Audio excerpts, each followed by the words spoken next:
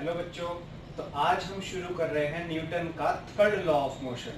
हमने first law पढ़ा जहाँ पे हमने सीखा था कि अगर बॉडी पे कोई नेट एक्सटर्नल फोर्स नहीं है तो उसका एक्सेलरेशन जीरो रहेगा, यानी कि वो रेस्ट में है तो रेस्ट में रहेगी, मोशन में है कांस्टेंट वेलोसिटी के तो कांस्टेंट वेलोसिटी में रहेगी।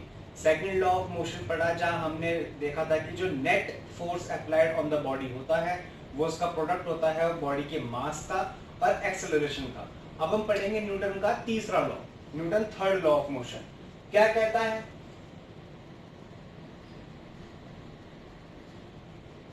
For every action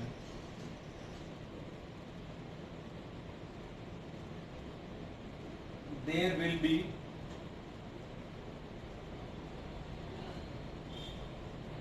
equal and opposite reaction.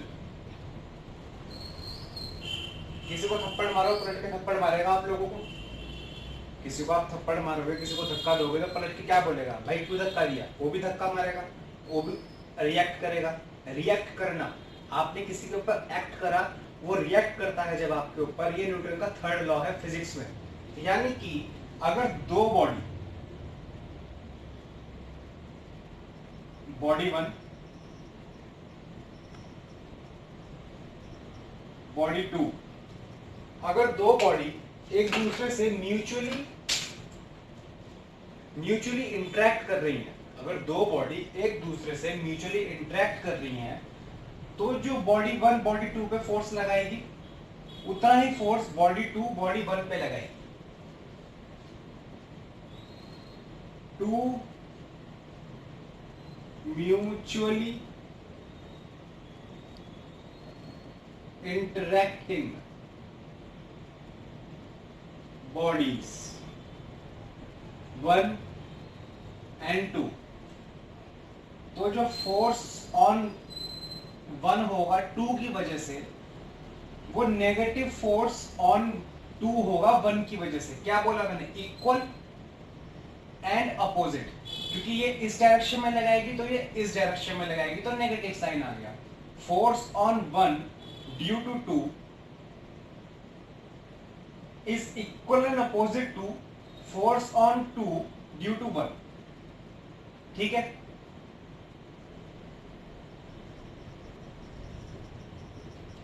Okay, समझ में आ गया? ये है Newton third law of motion. ये तो हो गया डेफिनेशन और मैंने थोड़ा सा यहाँ पे कॉन्सेप्ट क्लियर कर दिया आपका। एग्जांपल देखें, Newton third law of motion का एग्जांपल क्या होगा? सोचो एग्जांपल क्या होगा? कॉमन लाइफ एग्जांपल है बहुत ज्यादा। सपोज करो कि ये रोड है, एक आदमी है, उसने आगे चलना शुरू करा तो पैर ऐसे चलते हैं ना आदमी के, पीछे की तरफ पैर चलते हैं, चलेगा आदमी तो ऐसे पीछे की तरफ, तो यानी कि उसने यहाँ पे एक्शन फोर्स लगाया अर्थ के ऊपर इस डायरेक्शन में। ठीक है? तो अर्थ भी उसको रिएक्शन फोर्स लगाएगी, एफ रिएक्टिव फोर्स। ये तो समझ में आ गया भाई। हम चलते हैं तो क्या होता है? हम ये चल रहे हैं, ये चले तो हम पीछे की तरफ पैर धकेल रहे हैं अपने, यानी कि हम धरती पे पृथ्वी पे पीछे की तरफ फोर्स लगा रहे हैं। वही फोर्स मैंने यहाँ ड्रॉ कर दिया ऐसे, F A active force, action force लगाया, तो अर्थ ने सेम डायरेक्शन में रिएक्शन फोर्स लगा दिया अपोजिट डायरेक्शन में। ठीक है? सपोज करो ये एंगल थीटा है, ये एंगल थीटा है। इमेजिन कर लो theta, alpha, beta, gamma, phi, जो इमेजिन करना हो वो इमेजिन कर लो। तो वेक्टर के अकॉर्डिंग ये कंपोनेंट हो गया हमारा एफ कॉस थीटा। ठीक है? और ये वाला कंपोनेंट क्या होगा? F sine theta. ये समझ में आ गया? इंसान का मास सपोज करो m है तो नीचे फोर्स लगेगा mg, इसमें तो कोई दो राय नहीं है। तो होता क्या है, जब हम सड़क पे चलते हैं, जब हम सड़क पे चलते हैं तो इस रिएक्टिव फोर्स का जो वर्टिकल कंपोनेंट है यानी कि एफ आर साइन थीटा है वो हमारी बॉडी बैलेंस करता है, यानी कि वो mg के इक्वल रहता है। हम सीधे खड़े हो पा रहे हैं रोड पे, आप देखो मैं सीधा खड़ा हो पा रहा हूँ और चल पा रहा हूँ, तो जो मेरी बॉडी का नीचे mg फोर्स लग रहा है उसको बैलेंस करेगा ये रिएक्टिव फोर्स का साइन कंपोनेंट, परपेंडिकुलर कंपोनेंट, ठीक है। और मैं आगे चल पा रहा हूं उसके लिए कौन जिम्मेदार है, cos component is responsible for a person to walk। ठीक है, समझ में आ गया। बहुत इजी एग्जांपल था, मैंने डिटेल में अंदर घुस के आपको समझाया, आपके मस्तिष्क में आना चाहिए समझ में कि असल में हम चलते हैं या थर्ड लॉ ऑफ मोशन का प्रैक्टिकल सिग्निफिकेंस क्या है। अगर आप लोग प्रैक्टिकल सिग्निफिकेंस नहीं समझोगे तो आपको मजा नहीं आएगा। मास्टर आपको याद करा देगा कि वहां पर रिएक्शन फोर्स लगा, हम चले ऑफ थीटा की वजह से उसने बैलेंस कर दिया ये सब, लेकिन थोड़ा समझो हम चलते कैसे, हम चलते ऐसे हैं। अगर आप स्लो मोशन देखो किसी की चलने की तो ऐसे चलेगा, ऐसे, यानी कि उसके पैर से पीछे की तरफ फोर्स लग रहा है धरती के ऊपर, अर्थ के ऊपर। तो जब वो ऐसे फोर्स लगा रहा है तो धरती ऐसे फोर्स लगाएगी। वो फोर्स मैंने ड्रॉ करा, उसका हॉरिजॉन्टल कंपोनेंट है जो एफ आर कॉस थीटा, वो रिस्पॉन्सिबल है हॉरिजॉन्टली हमारे वॉकिंग में, और जो वर्टिकल कंपोनेंट है वो रिस्पॉन्सिबल है हमारी बॉडी वेट को बैलेंस करने के लिए। ये होता है पूरा कॉन्सेप्ट। दूसरा एग्जांपल देखते हैं। हमने काइनेमैटिक्स में रिलेटिव मोशन जब पढ़ा था, आप लोगों को याद होगा, नहीं पढ़ा है तो पढ़ो। हमने रिवर वाटर प्रॉब्लम सॉल्व करी थी। उसमें हमने क्या दिखाया था कि यहाँ पे एक रिवर है, उसमें स्विमर ऐसे इस डायरेक्शन में जा रहा है। तो जब स्विमर को इस डायरेक्शन में जाना है, हाथ कहां फेंकता है वो, अपने पीछे की तरफ। स्विमिंग करता है तो ऐसे फेंकता है ना अपने हाथ पीछे। हम जैसे चलते हैं, हम चलते हैं तो पैर पीछे फेंकते हैं, जब कुछ तैरता है तो अपने हाथ पीछे फेंकेगा। ये हाथ पीछे फेंक रहा है, ये देखो, तो आगे बढ़ रहा है क्योंकि वो पानी पे जो फोर्स लगा रहा है पीछे की तरफ, पानी उस पर उतना ही फोर्स लगा रहा है आगे की तरफ। ठीक है, ये होता है Newton third law of motion. I hope आपको समझ में आया होगा, यहां तक आप नोट कर लो।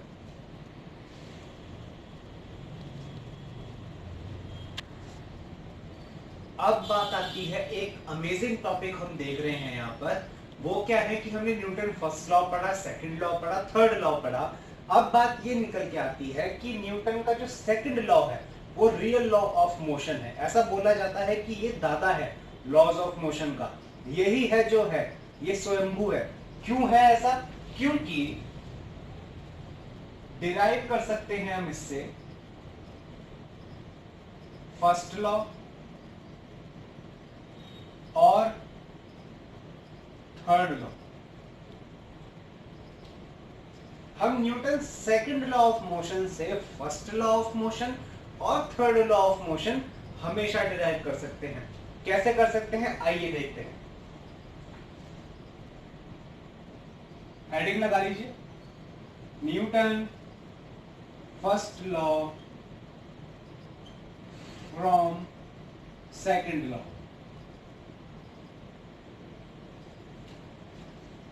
सपोज करो एक बॉडी है जिसका मास m है, चल रही है u स्पीड से, ठीक है। उस टाइम उस पर कोई फोर्स था F, ये एक्सटर्नल फोर्स है। न्यूटन का सेकंड लॉ क्या कहता है कि net force is equals to ma। Suppose करो इस पर कोई नेट फोर्स है ही नहीं, ये चल रही है बस u की स्पीड से, लगातार चले जा रही है, कोई नेट फोर्स नहीं है, कोई एक्सटर्नल फोर्स और नहीं है। तो यानी कि F नेट जो होगा इसके ऊपर वो 0 हो जाएगा, ठीक है। अच्छा, यानी कि ma 0 हो गया। अब मास तो कांस्टेंट है, इसका मतलब एक्सेलरेशन 0 हो गया। एक्सेलरेशन क्या होता है? Final speed minus initial speed upon time taken is equals to 0। अब टाइम तो कांस्टेंट चीज है, वो तो जीरो हो नहीं सकता, मतलब है तो जीरो होगा भी नहीं, टाइम का तो कोई रोल ही नहीं आता। यानी कि v minus u is equals to 0, यानी कि v is equals to u. वो u स्पीड से चल रही है तो उसकी फाइनल स्पीड भी v है, ठीक है। इनिशियल स्पीड u है तो v है फाइनल स्पीड। इनिशियल स्पीड अगर 0 होती तो फाइनल स्पीड भी 0 होती। तो यहां से इस जगह से कंक्लूजन क्या निकला, क्या निकला conclusion?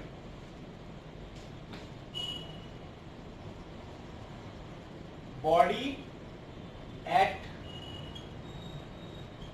Motion with velocity u or body at rest will remain in same state until या unless external force is applied। ध्यान से देखो, ये जो डेफिनेशन है ये किस चीज की डेफिनेशन है आपकी? क्या कहां पढ़ी थी हमने definition? First law of motion. A body at motion or in a state of rest will remain in the state of rest or in the state of motion until and unless an external force is applied on it to change the state of the body। यही पढ़ा था, यही definition derive हुई है, ठीक है। तो यानी कि न्यूटन का फर्स्ट लॉ हमने सेकंड लॉ से डिराइव कर लिया, नोट कर लो।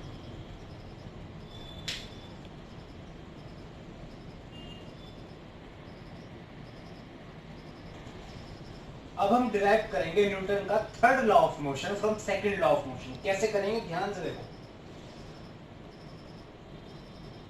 दो म्यूचुअली इंटरैक्टिंग बॉडीज हैं,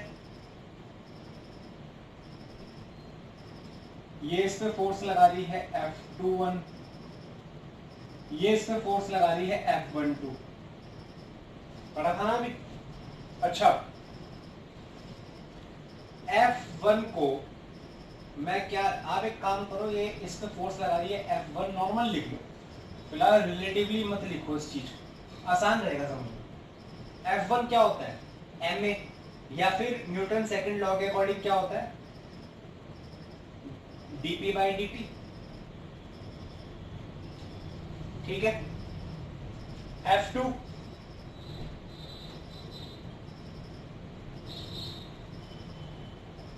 dp2 by dt। ये क्वेश्चन 1 हो गई, ये क्वेश्चन 2 हो गई।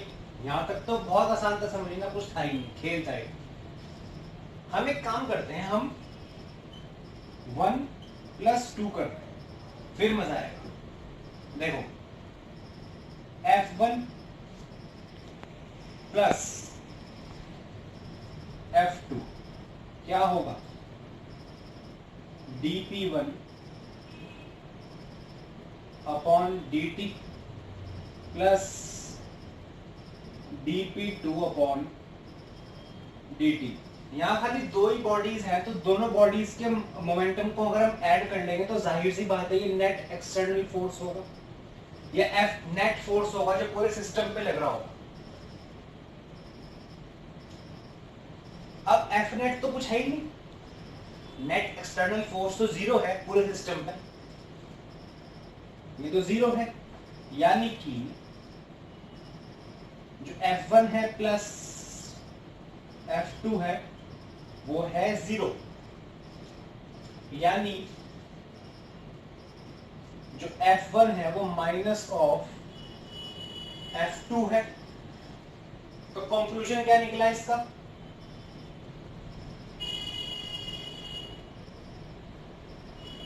Force applied by 2 on 1, body 2 on body 1 है ये, is equal and opposite to force applied by body 1 on body 2। अच्छा ध्यान से बताओ ये डेफिनेशन है कहां की? ये डेफिनेशन है थर्ड लॉ की।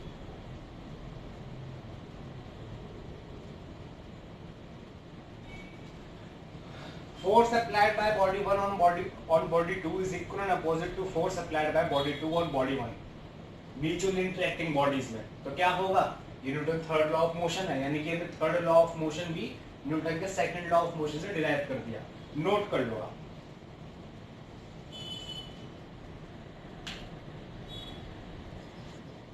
नेक्स्ट टॉपिक जो हम पढ़ रहे हैं वो है इम्पल्स। अच्छा, इम्पल्स क्या होता है?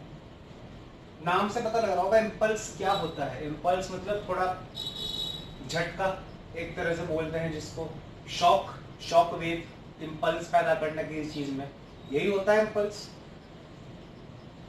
अगर हम लॉज ऑफ मोशन या फिजिक्स की बात करें तो ये, अगर फोर्स के टर्म में बात करें तो ये होता है इम्पैक्ट। किस चीज का impact?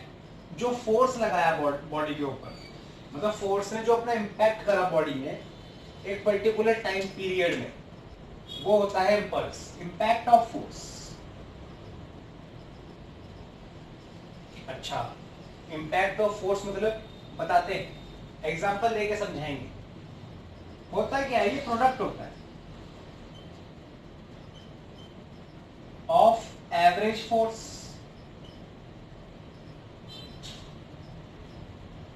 With time taken to apply force, यानी कि F एवरेज इनटू T। अच्छा ठीक है, समझ गए। ये समझ में आ गया कि एवरेज फोर्स को टाइम से मल्टीप्लाई करें तो I निकल के आता है। अच्छा ठीक, एक बात बताओ, चलो ऐसा यूनिट बता दूं मैं, इसकी न्यूटन सेकंड होती है। न्यूटन सेकंड इसकी ऐसा यूनिट हो गई। एक बात बताओ, जो फोर्स अप्लाइड होता है, change in momentum upon time taken होता है ना, मोमेंटम का चेंज होता है टाइम के रिस्पेक्ट में, होता है, सही बात। तो इसका मतलब dp क्या हुआ? fdt। ठीक है सर, हुआ। दोनों तरफ इंटीग्रेट कर दो, ये मोमेंटम 1 से मोमेंटम 2 तक dp का इंटीग्रेशन कर दो, उधर टाइम का इंटीग्रेशन कर दो 0 से t तक। 0 टाइम में मोमेंटम p1 था, t टाइम में मोमेंटम p2 था, तो क्या आ जाएगा? p2 minus p1 is equals to ft। ये क्या होता है? Change in momentum. ये ft क्या होगा? इंपल्स होगा। एवरेज हो या नॉर्मल फोर्स हो, फोर्स को टाइम से मल्टीप्लाई करेंगे तो इंपल्स ही होगा। यानी कि इंपल्स आपका चेंज इन मोमेंटम भी होता है बॉडी के ऊपर। चेंज इन मोमेंटम, उसका मोमेंटम जो था उसके बाद इंपैक्ट के दौरान जो उसका मोमेंटम कम हुआ, तो जो चेंज इन मोमेंटम हुआ बॉडी के ऊपर वो इंपल्स होता है। तो इसका सबसे जीता जागता एग्जांपल क्या है? Cricketer taking a catch. कभी क्रिकेटर को कैच लेते हुए देखा है? कैसे लेते हैं कैच? ऐसा तो नहीं है कि बॉल ऊपर से आई और ऐसे पकड़ ली बॉल, कभी नहीं देखा होगा। ऊपर से बॉल आई ऐसे नहीं पकड़ते, हमेशा ये आती है बॉल हमेशा नीचे। क्यों आता है? सपोज करो उसने यहाँ पे पकड़ा अपना हाथ, उसका ये हाथ है, बॉल यहाँ पे आई, तो वो धीरे धीरे कैच पकड़ के नीचे अपना हाथ लेके आ जाएगा यहां पे। क्यों? क्यों? सपोज करो कि यहां पे मोमेंटम P1 था बॉल का, मास तो कांस्टेंट होगा, वेलोसिटी V1 होगी। यहां आते आते उसने हल्का सा हाथ अपना टच कर दिया ऊपर और फिर धीरे धीरे हाथ पूरा नीचे लेके आया। तो उसने क्या करा, यहाँ पे उसकी वेलोसिटी कम कर दी, नीचे लाते लाते उसकी वेलोसिटी कम कर दी, तो उसने मोमेंटम P2 कर दिया। जाहिर सी बात है P2 लेस देन P1 होगा, ठीक है। तो होगा क्या, वेलोसिटी कम हो जाएगी तो इंपैक्ट जो पड़ेगा फोर्स का वो उसके हाथ पे कम पड़ेगा। और लॉजिकली सोच के देखो, वो हाथ ऐसे लेके खड़ा हो जाए ऊपर, बॉल आके टकराएगी कितनी जोर से रहेगी, वहीं वो ऐसे लेके आएगा तो कुशन इफेक्ट बन जाएगा उसके हाथ से, तो उसके हाथ में बॉल उसको लाइट फील होगी थोड़ी सी, इसलिए क्रिकेटर अपना हाथ नीचे रखता है, ठीक है। दूसरी बात, चाइना बोन की क्रॉकरी देखी होगी आपने। ये बॉक्स है सपोज करो, अंदर एक कप रखा हुआ है,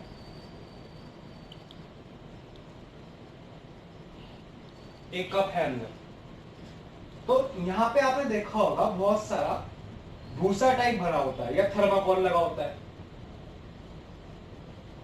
लगा होता है ना।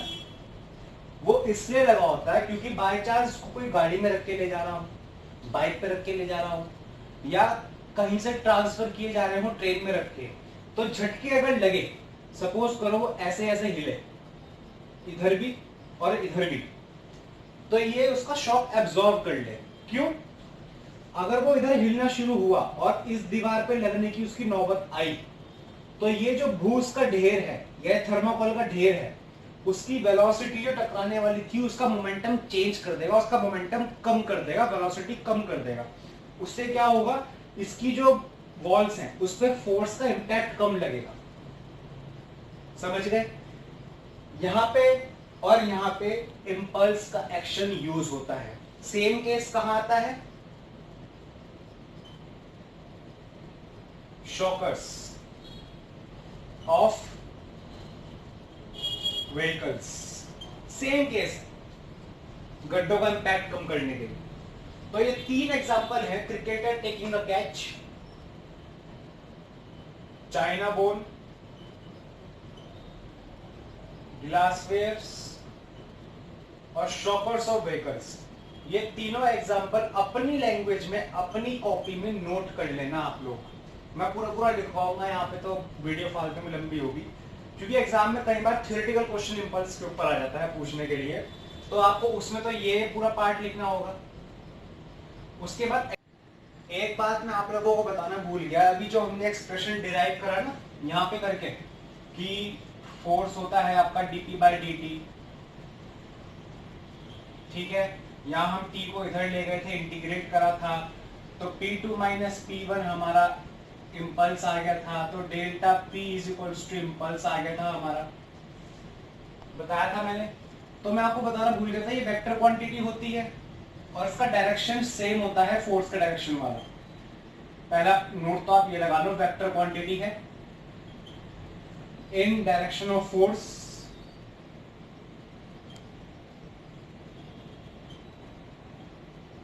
दूसरा ये जो हमने एक्सप्रेशन डिराइव करा इक्वेशन 1, इसी को हम बोलते हैं इम्पल्स मोमेंटम थ्योरम। तो एग्जाम में कई बार आ जाता है डिराइव इम्पल्स मोमेंटम थ्योरम, तो वहां पे आपको पहले इम्पल्स डिफाइन करना होगा, फिर ये एक्सप्रेशन डिराइव करना होगा, ठीक है, नोट कर लेना। आइए चलिए इम्पल्स के एग्जांपल देखते हैं, मजेदार से एग्जांपल है इसके। पहला एग्जांपल देखते हैं कि एक बॉल है, क्रिकेट मैच चल रहा था, तो बॉलर ने बॉल डाली 12 मीटर पर सेकंड की स्पीड से। यहां बैट्समैन खड़ा था, बॉल आई, बैट पे लगी, बैट्समैन ने स्ट्रेट ड्राइव खेल दी, ठीक है, और इतनी अच्छी टाइमिंग करी बैट्समैन ने कि जिस स्पीड से बॉल आई थी उसी स्पीड से बॉल वापस चली गई बी। लेकिन ये हम नेगेटिव लेंगे, चलिए बाद में बताता हूं ये चीज। अब बॉल से जो बैट का कनेक्शन था वो सिर्फ 0.1 सेकेंड्स के लिए हुआ, ठीक है। तो उसने पूछा है कि इंपल्स क्या रहा होगा और कितना फोर्स, एवरेज फोर्स बैट ने बॉल पे लगाया होगा।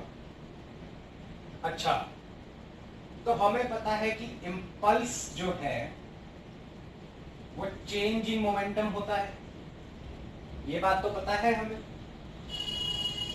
तो मास तो बॉल का कांस्टेंट रहेगा, m v minus m u हम करेंगे, मास कांस्टेंट है तो मैंने मास बाहर ले लिया, v माइनस यू। अब ये वेक्टर क्वांटिटी है तो डायरेक्शन पे बेस करती है, तो अगर हमने u को इधर पॉजिटिव माना है तो इस डायरेक्शन में वेलोसिटी को हम नेगेटिव मानेंगे, तो यानी कि -12 माइनस 12, मास क्या है 150 ग्राम यानी कि 0.15 kg, 150 अपॉन 1000 करेंगे ना तो 0.15 kg, ऐसा यूनिट से रखना पड़ेगा ना हर चीज को। तो 0.15 इंटू -24, तो जो इंपल्स आएगी वो आएगी -3.6 न्यूटन, ठीक है। अच्छा, माइनस साइन क्या इंडिकेट करता है, इन डायरेक्शन ऑफ बॉलर, ठीक है, मतलब जिस तरफ से बॉल आई थी उसी तरफ की इंपल्स लगी। हमें ये भी पता है कि इंपल्स जो होता है वो average force into time taken during the full impulse, तो ये हो गया हमारा -3.6 is equals to F average into 0.1, तो जो एवरेज फोर्स इंपार्ट हुआ वो हुआ -36 न्यूटन, डायरेक्शन सेम है बॉलर वाला।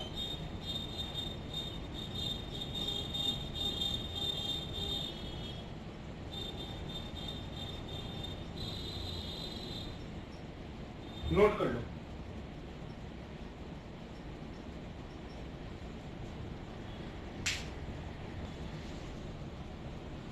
सेकेंड एग्जांपल देखते हैं, मैं करूंगा सॉल्व, लेकिन आप एग्जांपल देखने के बाद पॉज करके खुद सॉल्व करने का ट्राई करिएगा। हमें कर्व गिवन है, इस एक्सिस पे फोर्स है, इस एक्सिस पे टाइम है, और कर्व कुछ ऐसा है, यहाँ 10 न्यूटन है, यहाँ 2 सेकेंड्स है। तो उसने पूछा क्या है कि इंपल्स क्या होगा।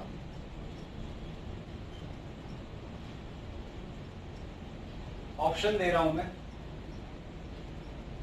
10 न्यूटन, 20 न्यूटन, 10√2 न्यूटन, 20√2 न्यूटन। और उसने, चलो पहले आप ये क्वेश्चन सॉल्व, पॉज कर लिया नोट, चलिए हम करते हैं सॉल्व। ये फोर्स है, ये एक्सिस हमारी फोर्स है 10 न्यूटन, और यहाँ पे ये है 2 सेकेंड, ये कर्व जा रहा है। अच्छा, जब हम ये वाला कर्व पढ़ते थे काइनेमेटिक्स में, तो एरिया अंडर वीटी कर्व क्या देता था, डिस्प्लेसमेंट देता था, याद आ गया, area under VT curve displacement देता था, और इसका फॉर्मूला क्या था, v इंटू टी। यहां पे area under F T curve क्या देगा, f इंटू टी, और ये होता क्या है, इंपल्स। यानी कि अगर हमें यहाँ पे इंपल्स निकालना है तो हमें simply area under F T curve निकालना है, ठीक है। अच्छा, ये पॉइंट मैंने ओ ले लिया, ये पॉइंट मैंने ए ले लिया, ये मैंने बी ले लिया। तो area of triangle O A B कितना होगा, ट्रायंगल का area half base into height, तो बेस कितना है 2 सेकेंड्स, हाइट कितनी है 10 न्यूटन, 2 से 2 मर गया, तो इंपल्स क्या आई 10 न्यूटन सेकेंड्स होता है। तो ये ऑप्शन हमारा ठीक है 10 न्यूटन सेकेंड्स। जिसका ऑप्शन आया हो बधाई हो उसको, नोट कर लो। चलिए थर्ड एग्जांपल देखते हैं। थोड़ा सा हम, ये थोड़ा नीट में आया हुआ क्वेश्चन है, नीट में भी आया था और एआई ट्रिपल ई में भी आया था। चलिए देखते हैं। मान लो ये एक फ्लोर है, ठीक है। अब एक बॉल है 0.4 kg की, वो इस एंगल पर आई और चली गई। प्योरली इलास्टिक कोलिजन था, तो ये भी थीटा रहेगा, ये भी थीटा था, चली गई, ठीक है। आई थी यू से, गई भी यू से, ठीक है। अब उसने पूछा है कि force exerted by ball on floor if the ball was in contact with the floor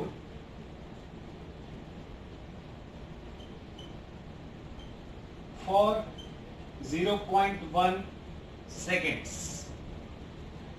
चलिए ठीक, यानी कि बॉल u की स्पीड से इधर आई और u की स्पीड से चली गई, ठीक है। तो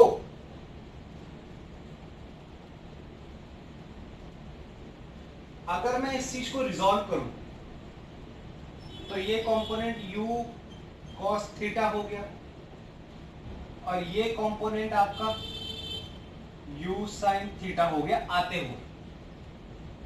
सिमिलरली ये कंपोनेंट हमारा u cos थीटा हो गया और ये u sin थीटा हो गया जाते हुए, ठीक है। तो जो इनिशियल मोमेंटम हुआ बॉल का,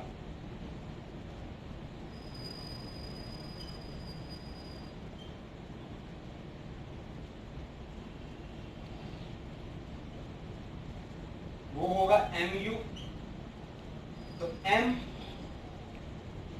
u cos theta i cap minus mu sine theta j cap. बच्चे पूछिए कि नेगेटिव डायरेक्शन क्यों लिया आपने, बताता हूं। बेटा ये वेक्टर क्वांटिटीज में डायरेक्शन का बहुत बड़ा खेल होता है।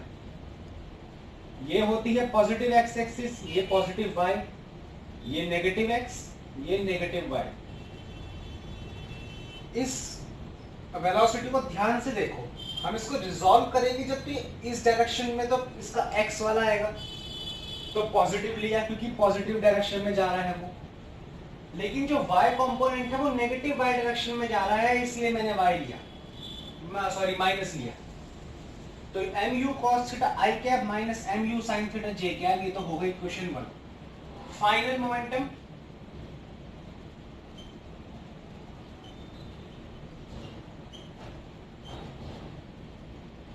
mv, अच्छा v तो u ही है, तो mu cos theta i cap plus, plus क्यों, पॉजिटिव y में इसका y कंपोनेंट है जाते हुए वेलोसिटी का, mu sin theta j cap. आ गया समझ यहां तक। अब मैं क्या कर रहा हूं, मैं एक चीज करता हूं यहां पर, मैं इन दोनों को सब्ट्रैक्ट कर देता हूं। क्यों?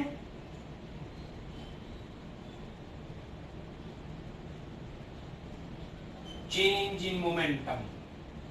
फिर चेंज इन मोमेंटम निकालना यहाँ बहुत अमेजिंग चीज हो जाएगी, क्योंकि हमें ये पता है कि फोर्स जो होता है वो change in momentum upon time taken होता है।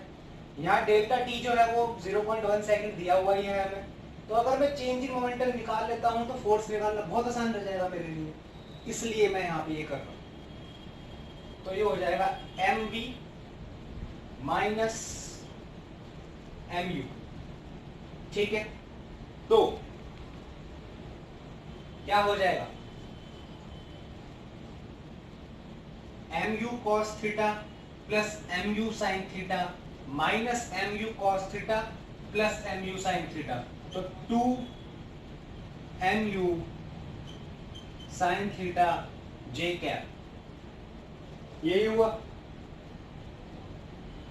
अच्छा, force change in momentum upon time taken होता है, तो फोर्स एक्सर्टेड बाय बॉल क्या हुआ, ये हो जाएगा 2, मास है इसका 0.4, स्पीड हमें u गिवन है क्वेश्चन में 1 मीटर पर सेकेंड, मैं लिखना भूल गया था यहाँ पे, 1 इंटू साइन थीटा, थीटा भी गिवन है क्वेश्चन में, मैंने आपको इसलिए गिवन नहीं करके बताया था कि मैं आपको पूरा क्वेश्चन बता सकूं। तो बेसिकली जो इसका आंसर आएगा वो 2mu sin theta upon t आएगा, लेकिन अगर मैं इसका वैल्यूज रखूं जो क्वेश्चन में गिवन है, ये 30 डिग्री गिवन है, ठीक है। तो sin 30 क्या होता है, 1/2 अपॉन 0.1, ठीक है। तो फोर्स कितना आया, पॉइंट से पॉइंट कैंसिल हुआ और 2 से 2 कैंसिल हुआ, 4 न्यूटन, ये आया आपका 4 न्यूटन। अच्छा, अब इसकी डायरेक्शन क्या होगी, इस डायरेक्शन में, तो इसमें लिखना पड़ेगा हमें along direction of velocity u, initial velocity.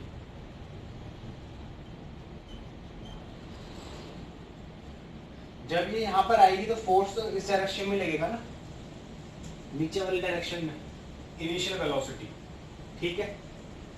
चलिए नोट कर लीजिए आप।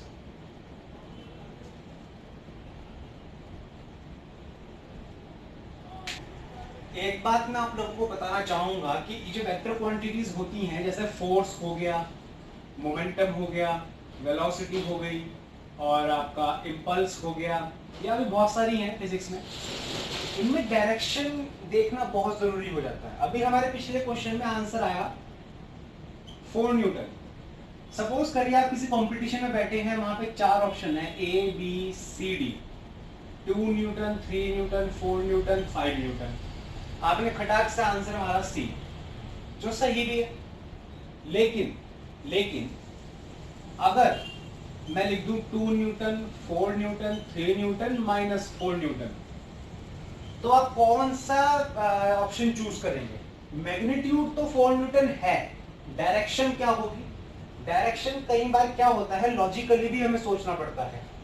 ये बॉल थी, ये इधर आई, इसने फ्लोर को हिट किया, तो जाहिर सी बात है कि इस डायरेक्शन में नीचे की तरफ हिट किया होगा, ये डायरेक्शन माइनस y एक्सिस पे जाती है। तो अगर एग्जाम में इस तरह का कुछ फंस जाए तो आप डायरेक्शन बेस पे -4 न्यूटन चूज करेंगे, क्योंकि नेगेटिव y एक्सिस है वो, ठीक है। यहीं पर हम अपनी क्लास आज की खत्म करेंगे। आई होप आप लोगों को ये चैप्टर समझ में आ रहा होगा।